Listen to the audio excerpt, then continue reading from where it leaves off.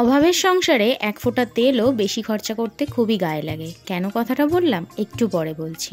নমস্কার বন্ধুরা, সবাই কেমন আছো? আশা করছি সবাই ভালো আছো, সুস্থ আছো। আর আমরা মোটামুটি ভালো আছি, তার কারণ আগের থেকে একটু ভালো আছি। চলো, এখন দেখো সকালবেলা আমি চলে এসেছি টিফিন বানাতে। টিফিন বানানোর জন্য এখানে আমাদের তো আটাটা শেষ হয়ে গেছে, তার জন্যই এখন ময়দা করতে হচ্ছে। কিছু করার নেই, তো যখন যেটা থাকে তখন সেটা দিয়েই চালিয়ে নিতে হয়। এটাই হয়তো সংসার, আর এটাই হচ্ছে মানে এরই নাম হচ্ছে অভাব। আর এভাবেই হয়তো আমরা সংসারের রাস্তাটা খুব সহজ করে নিই। তোমাদের দাদাভাইয়ের শুধু যে পেটের সমস্যা হয়েছিল সেরকমটা কিন্তু নয়, জ্বরও হয়েছিল। তার জন্য মুখের পুরো টেস্টটাই চলে গেছে, কোনো কিছু ঠিকঠাকভাবে খেতে পারছে না। তার জন্য আজকে সকালে বলল যে একটু আলু ভাজা আর আমাকে একটু পরোটা করে দাও। এবার পরোটাটা যে করব, আমি এসে দেখলাম রান্নাঘরে তেল আছে, সেটা অল্প। তার জন্য আমি কি করলাম দেখো, এই যে অল্প করে ওপর থেকে তেল দিলাম, এই তেলটুকু দিয়েই আমি করব। তার কারণ ওর গ্যাসটাও আমার মাথায় রাখতে হবে এবং ওর যে শরীরের সমস্যা সেটাও মাথায় রাখতে হবে। এছাড়াও মানে মুখে যে ভালো লাগছে না সেটাও আমাকে মাথায় রাখতে হবে। তো সব কিছু মাথায় রেখে আর সংসারের অভাব এটাও মাথায় রেখে আমি এইভাবে পরোটাটা করে দিলাম। তাতে তেলটাও কম খরচ হলো, আর তোমাদের দাদাভাইয়ের মুখের টেস্টটাও এলো, আর হচ্ছে আমার সব দিক থেকেই ভয়টা একটু দূর হলো। মানে গ্যাসের একটু সমস্যা যেটা, সেটাও একটু কম হবে। বেশি তেল দিয়ে আমি সত্যিই আগাগোড়া ভাজি না, তো সেই কারণেই কম তেল দিয়ে ভাজলাম। তো চলো, এরপরে এখানে দেখো আমি ভাতটা মানে উপুর করে নিলাম, ভাতের ফ্যানটা।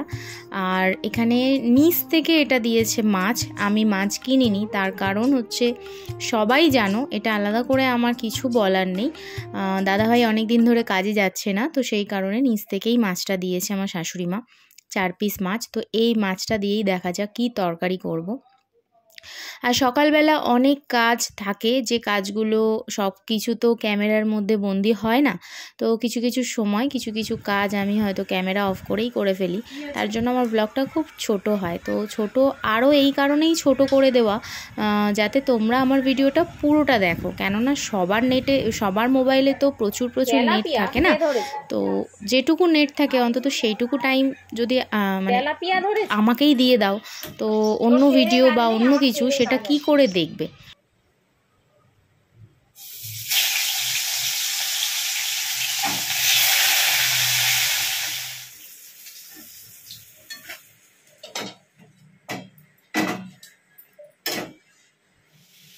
মাছের তরকারিটা খুবই সিম্পলভাবে করব, একদম সাদা মাটা, কোনো মশলা খুব একটা দেব না।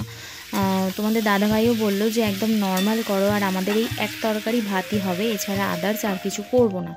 এখানে আলু, পেঁয়াজ, টমেটো আর হচ্ছে নুন, হলুদ, লঙ্কা, ব্যাস এটাই ছিল আমাদের মাছের তরকারি।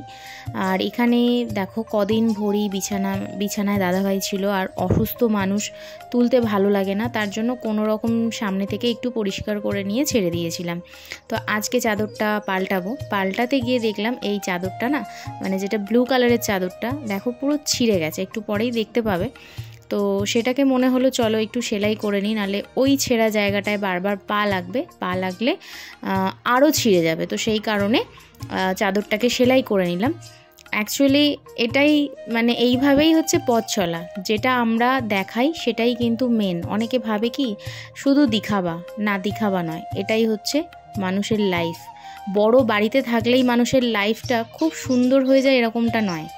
বাড়িটা বড় হতে পারে, কিন্তু ভিতরের মানুষগুলো কি সত্যিই সেরকম অবস্থায় থাকে? সবাই থাকে না, আবার কিছু মানুষ থাকে।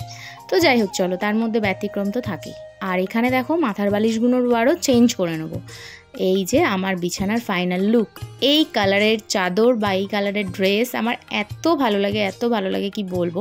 তো এটা পাতার পরে আমার এত সুন্দর লাগছিল, তো মানে জাস্ট অসাধারণ। তোমরাও দেখলে, আমি জানি না তোমাদের কার কার ব্লু কালারটা ভালো লাগে, বাট আমার খুব ভালো লাগে।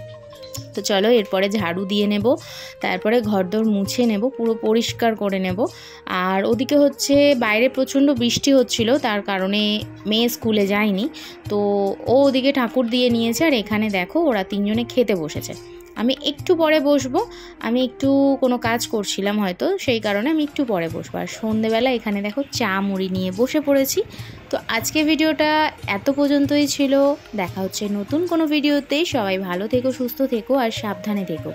আর আমার চ্যানেলে যারা নতুন তাদেরকে সবাইকে রিকোয়েস্ট করছি প্লিজ আমার চ্যানেলটাকে সাবস্ক্রাইব করে দিও। তো চলো টাটা, সবাই কিন্তু ভালো থেকো।